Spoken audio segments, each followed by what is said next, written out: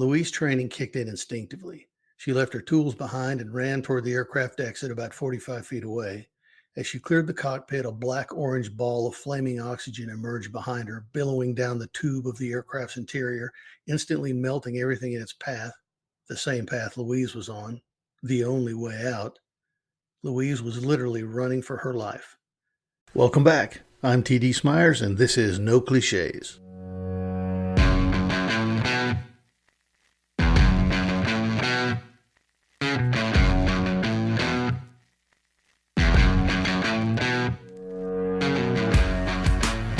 Hello and welcome to No Cliches, companion podcast to my coaching, consulting, and leadership writing at A Bold Leader.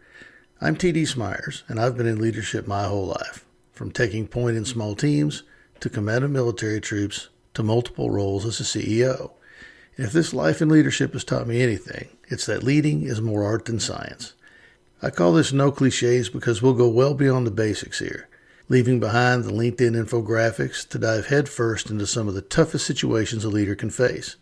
Through stories and interviews, you'll get a behind-the-scenes look at leadership truths that always apply, no matter what industry or sector you're in.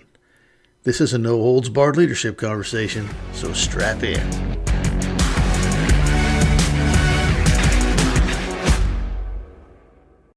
This story took me a while to get down on paper. I'm not precisely sure why, since I've told chunks of it here and there for almost 20 years. Maybe it's because I've never included all the elements together. Or maybe it's because I'm not an engineer and telling the story means distilling a little engineer speak into relatable English. What it's probably really about is my desire to get it right on behalf of the people I served with, those who live the story, especially today, 19 years ago to the day, from what some call the worst day in squadron history. I hope I've done right by you, broad arrows. One more thing. This is a story for leaders in every walk of life, not just sailors, flyers, and engineers. To present it to a broad audience, I've made an effort to simplify some pretty complicated systems and neutralize some salty Navy lingo so people can understand the situation without a degree in engineering or a sea tour under their belt. If you find yourself pondering that it was likely particle impact rather than flow friction, troubled that I use first names instead of ranks, or lamenting my use of stairs instead of ladder, please just pause, take a deep breath, and read on. Thank you, and on with the post. There's an aircraft model in my study. It's directly in the center of the highest shelf, resting in a place of honor. The model is a wooden one of the kind routinely presented to sailors and officers when they depart an aviation squadron to take orders to follow on assignments.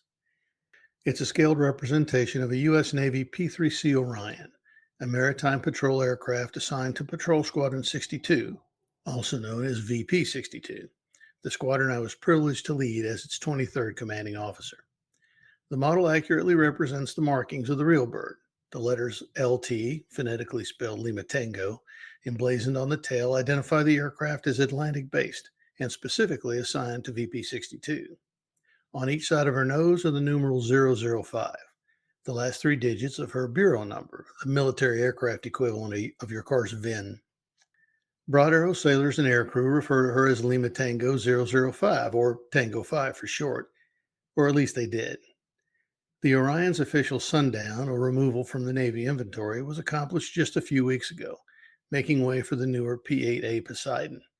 My former squadron had the honor of celebrating the old girl in Jacksonville and then flying the last one to the boneyard at Davis-Monthan Air Force Base in Arizona. But Tango 5 was removed from the inventory long before that, 19 years ago to the day, in fact, on July 10th, 2003, when an explosive ball of pure oxygen melted her insides beyond recognition and came all too close to taking out one of our team. This is a story about that fire, sort of. It's mostly about how people responded to the fire and its aftermath. It's a story of excellence, teamwork, and loyalty, punctuated at the end by a stark failure of leadership. This tale is like a roller coaster, lows to highs to lows, so buckle up. All U.S. Navy squadrons are called by some kind of nickname. Some are pretty unique, the Batmen, Pelicans from Hell, and Pukin' Dogs, for example. My first squadron was the Mad Foxes. If you read or listened to my post, The Anthrax Crucible, you met the Liberty Bells and Condors. At 62, we were the Broad Arrows. Originating centuries ago as an ownership mark for British government goods, the broad arrow symbol would eventually be used in the American colonies to mark a forest's strongest, straightest trees, those whose high quality lumber would be used for the masts of sailing ships. This use inspired the squadron's adoption of the symbol broad arrow, now as a single word, broad arrow, along with the descriptive language master craftsman of trade, which still appears on the hangar wall and on the squadron challenge coins. Staffed by a combination of active duty and reserve sailors, the Broad Arrows were one of the 7 squadrons that made up the Navy's Reserve Patrol Wing. Equipped with the latest technological upgrades to the P-3C Orion, the Broad Arrows were envied as the jewel of the wing. And it wasn't just about the equipment. In addition to flying the same new versions of the P-3C as their active duty counterparts, the Broad Arrow's location in the Maritime Patrol Mecca of Jacksonville, Florida, provided the squadron with a steady stream of the Navy's best flyers, maintainers, and support personnel to recruit from, as those folks left active duty to pursue civilian careers and continue part time military service in the reserve. Jacksonville is home to the only P-3C Fleet Replacement Squadron, or FRS, where flyers, technicians, and mechanics get trained by a hand-picked staff of instructors and evaluators, the best performers from across the fleet. So it's a much sought-after assignment for the active duty folks as well.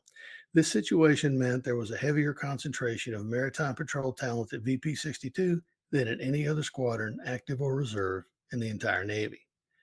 I had served as a Broad Arrow earlier in my career, and after subsequent tours of duty with other squadrons, knew the admiration and contempt in which Broad Arrows were held by counterparts operating in less beneficial circumstances. When I received my orders to report as executive officer, XO, or second in command, and then fleet up to commanding officer a year later, I was over the moon. For any Navy officer, command is the pinnacle of professional achievement, and there was no more desirable command in my part of the Navy than command of the Broad Arrows. In fact, the Broad Arrows boasted a long succession of top leaders. The CO I would serve as XO was Brian Quigley, an officer of sterling reputation. Quiggs was a reservist, an airline pilot by day, commuting from Virginia. As a full-time guy, I would be his daily eyes and ears at the squadron. We developed a strong mutual trust that allowed us to work well as a team, an advantage we would rely on heavily in the days ahead. The commanding officers preceding Quiggs and those who would follow me were also top-notch. The legacy of excellence at VP 62 led to a history of strong performance, a deep sense of organizational pride, and a culture of doing things the right way. July 10th was a hot, humid Thursday in Jacksonville, not particularly different than any other. You could set your watch by the 2 p.m. thunderstorms there, and it was feeling like today would be no exception. Aircraft Bureau number 163005, or Tango 5, was nearing completion of a periodic phase maintenance cycle. Maintenance control was being run that day by Bob Waters and Freddie Pacheco, 2 of the squadron's top chiefs, seasoned senior managers who run the day-to-day operations of the Navy. They met with the shop supervisors and asked for an all-hands effort to get Tango 5's phase complete. After reviewing the paperwork and getting everything in order, they directed Broad Arrow technicians Louise Green and Sean Yates to service the aircraft's oxygen system. Sean would handle the external oxygen cart, while Louise performed and monitored the servicing in the cockpit. Pretty much business as usual at BP 62. Meanwhile, I was topside, upstairs in the administration spaces of our segment of the large multi-bay hangar we called home, reviewing a stack of officer performance evaluations or fitness reports. This was a ritual performed twice every year, in the designated month for each officer's rank and whenever the squadron changed commanders. In 2 weeks, I would move into that seat with the pomp of a Navy change of command ceremony. But right now, it was my job to make sure they were correct, complete, and ready for Quiggs to sign and debrief on his way out. It was pretty tedious work, requiring focus, so I was absorbed in the task. Below me on the first floor was the hangar deck, where all the aircraft maintenance happened. 2 enormous sliding doors opened up to the flight line, where squadron aircraft were meticulously lined up waiting for their turn to be either flown or worked on. Just outside those huge open hangar doors, Sean stood by the bottle that supplied Tango 5 with a fresh supply of pure oxygen, and Louise was kneeling in the aircraft's cockpit, completing her tool inventory after a routine and successful O2 servicing. Then she heard it. Lessons learned from the loss of 2 P-3s to oxygen fire, a Royal Australian Air Force plane in 1984 and a U.S. Navy bird in 1998, were drilled into Navy technicians who serviced aircraft oxygen. They were trained to recognize the telltale sound of an impending oxygen explosion, a pop, like a rubber band stretched to its snapping point. If you heard it, there was only one course of action: run. Louise's training kicked in instinctively. She left her tools behind and ran toward the aircraft exit about 45 feet away. As she cleared the cockpit, a black orange ball of flaming oxygen emerged behind her, billowing down the tube of the aircraft's interior, instantly melting everything in its path, the same path Louise was on, the only way out. Louise was literally running for her life. Back topside, Jim Mendoza, our senior sailor and command master chief, ran toward my office wild eyed and beat loudly on the doorframe. Tango 5 is on fire. I don't recall rising from my chair or stepping around my desk. My brain was working to take this in and process what was happening. Sheer adrenaline drove my legs to carry me into the hall and down the stairs. As we burst through the large metal door at the bottom of the stairwell, Jim first and me hot on his heels, we looked through the open hangar bay and saw it. A hard knot clenched in the pit of my stomach. There was Tango 5 with an enormous black plume of smoke billowing from her cockpit. The NAS Jacksonville Fire Department had just arrived, and firefighters were dragging hoses around trying to figure out just how they were going to turn them on an aircraft that was burning itself from the inside out. An ambulance was looping around Tango 5's tail. Inside was Louise Green, on her way to the base hospital with second-degree burns on her right arm, singed hair and eyebrows, and contusions on her leg where the initial blast of exploding oxygen had thrown her against the radar cabinet. She was hurt, but she was alive. People from other units were gathering like flies at a squadron picnic, taking pictures of the carnage that would quickly find their way onto the fledgling internet, a new phenomenon that would provide armchair analysts with just enough imagery to jump to errant conclusions. Inside Broad Arrow Maintenance Control, everything shifted into automatic. Although everyone hoped it would never happen to them, everyone was trained on how to respond. Aircraft records and logbooks were collected, sealed, boxed, and taken to the duty office. Now, Comus, the platform containing digital aircraft maintenance records, was locked down, and the step-by-step process of mishap reporting went into high gear. The Navy would get to the bottom of whatever happened here through an exhaustive investigation, and the evidence had to be preserved, pristine and unaltered. After too much time watching firefighters and hoses dance at the foot of the unrelenting black plume, I pulled out my cell phone to give Quiggs the bad news. It was the first of several calls I'd make that afternoon to high-ranking officers with skin in the game. Everyone had the same question: what the hell happened? Louise was home recovering. Every Broad Arrow was glad we hadn't lost her that day. As Bob Waters put it, the Navy could buy another airplane. Jim Mendoza had given Louise all the time she needed to recover and return to work. It had been a few days since the fire, and today was FOD Walkdown, a weekly ritual that brought everyone in the squadron, cooks, typists, technicians, aircrew, everyone, to the flight line to walk our little piece of it, looking for anything that could cause FOD or foreign object damage. The engines of a P-3C are made to suck in air. Anything they suck in besides air can severely damage the turbines inside and debilitate the engine. So we queue up and walk the flight line once in a while, looking for screws, dimes, keys, paper clips, anything that might accidentally get sucked up into that intake. Lining up as a unit and looking across our flight line was normally inspiring.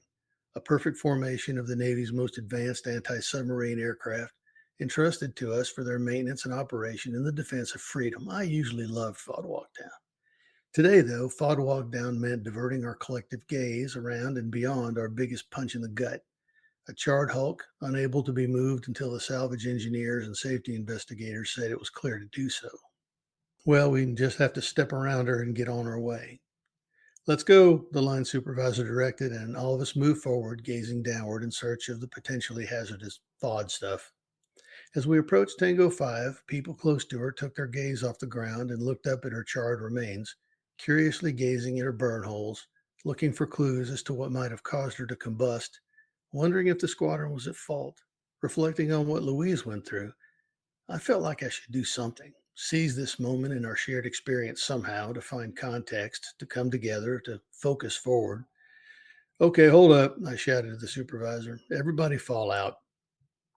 I asked the Broad Arrows to gather around Tango 5. Take a good long look, soak it in. And people did. Some of the team probably thought it was an unnecessarily dramatic event, but everyone joined in the experience. I wasn't feeling pathos or failure. Instead, I felt unity and resolve. After a respectful, cathartic pause, we lined back up and resumed the walk down, now with everyone's gaze set resolutely on the task at hand. Everyone had doubts the day of the fire. Had we messed up? I mean, we're only human, right? Aircraft fires always mean someone messed up, don't they? Yet today, in the direct wake of the fire, doubt began to give a little ground back to allegiance. When something goes wrong in Navy aviation, it's called a mishap. When it goes tragically wrong, the kind of wrong that leaves someone dead or strikes an entire aircraft from the Navy's inventory, it's called a Class A mishap. It didn't take the Navy Safety Center long to determine the Tango 5 fire to be a Class A mishap. There's no more invasive, exhausting, tedious, uncomfortable morale kill than a U.S. Navy Class A mishap investigation. For months, people who you didn't know a day ago question your integrity, cast doubt on your professionalism, look for chinks in your armor, go through your trash, and explore the depths of your training records. They ask you questions, then from your answers, calculate how much sleep you got last night. Not enough. They dig to see if someone may have touched the mishap aircraft at any point in the past without current qualifications. Is that a valid signature? And they compare the stories of people sequestered, then questioned independently. The process takes months, providing plenty of time for rumors, second guessing, and armchair quarterbacking to permeate the Navy aviation community. All eyes were on the broad arrows, and the scuttlebutt that ran through the hangar was predictably prejudicial. Reserves had the auxiliary power unit running while they were servicing the oxygen, for Pete's sake, was a common accusation. Unbelievable. And it would have been were it true. Servicing oxygen while simultaneously running an auxiliary engine would have been an act of gross maintenance malpractice. Tango 5's auxiliary power unit, or APU, access door was visibly open in the pictures that now circulated throughout the aviation community, a sure sign that the APU was running. Or, as was the case here, removed. The APU wasn't scheduled to go back in until Tango 5 completed phase. Of course, you can't operate a piece of equipment that isn't there, but popular criticism didn't give way to truth back then any more than it does now. Presuming guilt wasn't unfounded, however. In my Navy career, I'd never seen a Class A mishap investigation that hadn't uncovered some kind of human causal factor, at least one. Someone taking a procedural shortcut, neglecting an important step, or showing up for work with some kind of documentable shortcoming. Were we immune to that? Probably not. While it didn't look like we'd committed any obvious missteps that day, there would likely be some missteps uncovered that were less obvious. I found myself hoping our mistakes would be of the kind that merely contributed to the mishap rather than being the primary reason for it. Stop. What was I thinking? Hope. Hope wasn't what my team needed from me right now. Hope wasn't what they deserved or expected. In fact, they'd already earned the only acceptable response from me: belief in them and visible support for their proven professionalism. I resolved to believe. Of course, I'm not claiming perfection, but the Broderos were a solid team, handpicked from the best and brightest in the Navy for this business. We knew what to do, and whether in response to living up to the resulting expectation or denying the haters, we reliably did it. We were well trained, frequently and thoroughly tested, and steadfastly devoted to the excellence described by our master craftsman moniker. It was time to stop hoping and start believing. We had our shit together and would look forward to the day the rest of the Navy found out just how much. This wasn't flippant vanity. It was intentional allegiance, the first of the Broderos' guiding principles. As the Broderos cooperated with investigators over the course of the next few months, they lived all three of their guiding principles. So would I. The investigation into what caused the Tango 5 fire would ratchet up to a whole new level of scrutiny when a new set of analysts, those at NASA's White Sands Test Facility, were asked for an outside opinion. Yes, actual rocket scientists, some of the world's best in fact, would weigh in on what caused the fire that destroyed Tango 5. Now, to keep this account from turning into a technical description of aircraft oxygen systems design, I'll boil the issue down quite a bit. NASA's report includes some terms like poppets, oxide layer forms, and anodized aluminum-based alloy.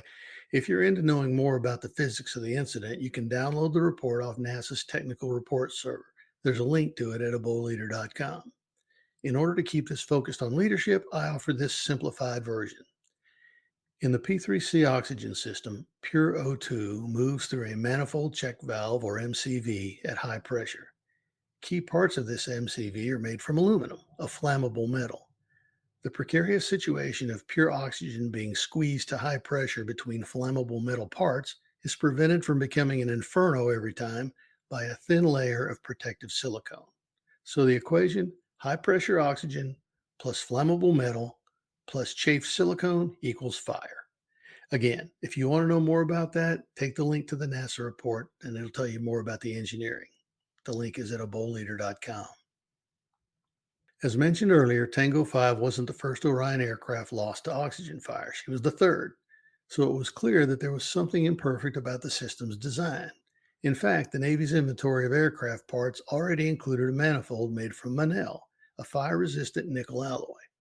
These Manel manifolds were making their way into the fleet as replacements, but the cost of replacing them in all P3s across the fleet was too expensive. More expensive than the loss of an operational aircraft, you might reasonably query? As it turns out, the first two incidents included some of what were referred to in aviation safety as human causal factors. If people were to blame, then the risk of another fire could be mitigated with better training, tighter procedures, and closer supervision, all much more affordable than the material solution afforded by a complete retrofit of all operational birds with the Manel manifold. The only way to completely mitigate the threat of another fire was to replace the flawed design. And the only way the Navy was ever going to spend that kind of money was if the design, and the design only, could be identified as the cause of a mishap. Only an investigation with zero human causal factors would get it done. And the odds of that were, as discussed earlier, historically slim. The day finally came when the investigation was complete, and I was to receive the debrief of the Navy Safety Center's official findings. As the meeting approached, I believed. The Broad Arrows took care of business, and everybody won. The NSC's final report listed material failure as the primary cause of the incident, a finding eventually backed up by NASA's rocket scientists from White Sands, with no human causal factors, none. It's impossible to overemphasize just how rare that is. Nevertheless, the Broad Arrow team pulled it off. We were vindicated, and now the rest of the Navy knew. In fact, the rest of the Navy had cause to celebrate. Those flying P3s would now fly much safer as the Navy ran out of reasons to delay a complete fleet retrofit to Manel MCVs. In fact, both the U.S. and Canadian fleets were retrofitted over the subsequent couple of years. Safer Birds, brought to you by the men and women of VP 62, the Broad Arrows. And almost everyone was happy about it. As one of the squadrons comprising the Navy's Reserve Patrol Wing, VP 62 leadership would participate in the annual Wing Conference, held that year at Naval Air Station Key West, Florida. One of the highlights of this conference was announcement of the annual Wing-wide awards. There were awards for tactical proficiency, weapons accuracy, aircraft maintenance, and administrative excellence, but the coveted trophy was the Battle E, awarded to the highest overall performing squadron. I, like pretty much every other commanding officer, had been gathering intel on how my squadron was stacking up against the others in the preliminary events and was pretty comfortable with where we were, almost 10 points ahead of second place. The Battle E would have been a great honor in any year, celebrated with much fanfare and even painted on the noses of the squadron's aircraft. But for a squadron that had been through what we had and come out vindicated, it would mean even more. As the conference came to an end, it became time for the capstone event, the announcement of the winners. I sat there with my heart racing, imagining how good it would feel to bring this home and how much pride it would regenerate on the hangar deck. We didn't win everything, and I knew we wouldn't. We had, however, scored high enough in every award category to either take it home or be runner-up, and no other unit had the consistency of performance to rank so highly across every category. In fact, the only award we had accumulated to that point was the Admin Excellence Award, but the Big E was about to be announced. To the Minutemen of VP 92. Our sister squadron in Massachusetts, and the number 2 squadron in my covertly gathered point totals. I couldn't believe it, but it had happened, and there was only one way for us to have not received the Battle E. The wing commander had to decide not to give it to us. All it took to validate my concern was a quick question to a friend on the wing staff. Yes, the wing commander had 10 discretionary points he could apply to any part of the Battle E scoring, and he used every one of those 10 points to prevent us from taking home the Battle E. Sir, I said as I approached the wing commander following the announcement, may I speak with you before you head to the airfield? Sure, I'll be right out. I waited for him outside with my XO, Mark, who was no doubt readying himself to take command sooner than planned after my impending court martial. When he showed up, we stepped over the flow of departing conference goers. Commodore, I know we were positioned to collect the Battle E today. Did you remove us from consideration because of the mishap? Yes, came his quick response. I couldn't justify giving the Battle E to a squadron that had had a Class A mishap. The active duty wing commanders would never respect that. Well, Commodore, because we had our shit together, every one of those RegNav wing commanders now have a better safety record in their futures because their squadrons will never have to go through the nightmare we did.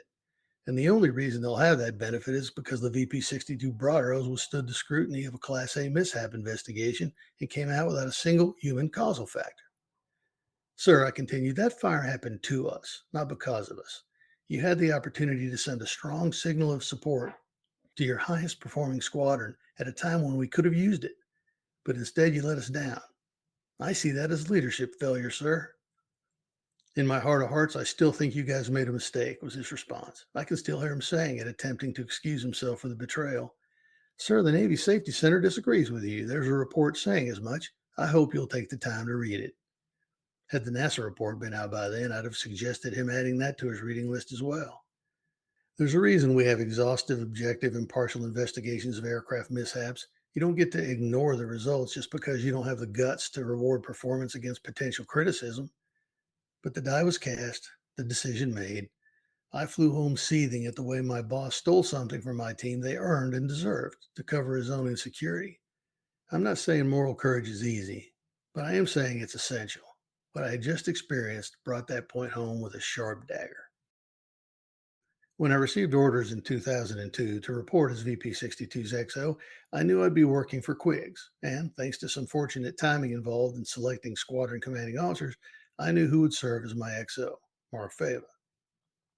I worked with the two of them to fine-tune a set of guiding principles I'd started developing during my command training track. Those principles, allegiance, integrity, and mission, neatly created the acronym AIM, perfect for a squadron called the Broad Arrows. It led to a challenge and response phrase that captured the impact of living such principles. Aim true, strike true. Meaning that if we lived our principles every day or aim true, we would accomplish our purpose or strike true. At the rate squadrons turn over command, it's difficult to leave a lasting legacy. Each new CO puts their policies in place, then the next one does likewise. I'd sought to get Quiggs, Mark, and I on the same page so we could present our squadron with a consistent leadership focus, strength and continuity amidst change. To this day, now 20 years later, the CEO of the Broad Arrow steps to the microphone with aim true, and the Broad Arrows respond strike true. While it certainly helped to have 3 consecutive COs espouse these principles, telling this story has convinced me that allegiance, integrity, and mission became permanent at VP 62 when they were forged into the Broad Arrow ethos by a fire. Acknowledgements. There were many everyday heroes among the Broad Arrows. Some appeared in this story, many did not. The brief nature of this post and the fallibility of my memory preclude me from giving full credit where credit is due. Had the Broad Arrows not been true master craftsmen of trade, this would have been an entirely different story, if in fact it had ever been written at all. While everyone who wears or has worn the Broad Arrow patch can take pride in this story, there are a few individuals who appeared in the story and or contributed to its writing. Brian Quigley, the model of quiet, competent leadership. Quiggs was the CO at the time of the fire and set us on the path to living by our squadron values. He's now Senior Vice President for United Airlines Flight Operations. Mark Fava, my XO, successor, and lifelong friend. Mark provided wise, measured counsel and visible leadership as we navigated the squadron through the investigation and recovery. He's now a high-powered aviation attorney with a major aircraft manufacturer. Jim Mendoza, Broad Arrow Command Master Chief at the time of the fire and another lifelong friend. The Tango 5 fire was just one of the many challenges Jim guided me through with sage counsel, steadfast support, and unyielding confidence. He's now retired in Florida, living his best life with Roxy. Bob Waters, Maintenance Control Chief on duty at the time of the fire, the Broad Arrow's #1 Chief Petty Officer, now a team lead for the P-8A Poseidon at KBR in Jacksonville, and the world's okayest guitar player. Dean Mercer, steadfast Broad Arrow and a true master craftsman, retired from the Navy the year after the fire and got a job at Titan, where he worked on salvaging Tango 5 and other retired P3s. Louise Green, the sailor we're all happy we didn't lose that day, she recently retired from the Navy to begin working with police departments in her new field of forensic psychology. Captain Ian Holly, then a young junior officer serving as aviation safety officer for my friend and Naval Academy classmate Chuck Hollingsworth in VP-16, one of the active duty squadrons we shared the hangar with. Ian earned his place as an honorary Broad Arrow with his voluntary help over the course of the investigation. He now commands the Navy's Fleet Logistics Support Wing at NASJRB Fort Worth, Texas.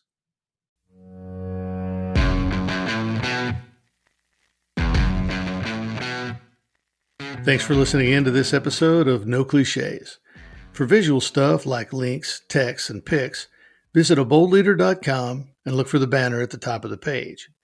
I'd also like to know what you think. You can leave a voice message at anchor.fm/aboldleader or a written one at aboldleader.com. I'm TD Smyers, and I look forward to having you back.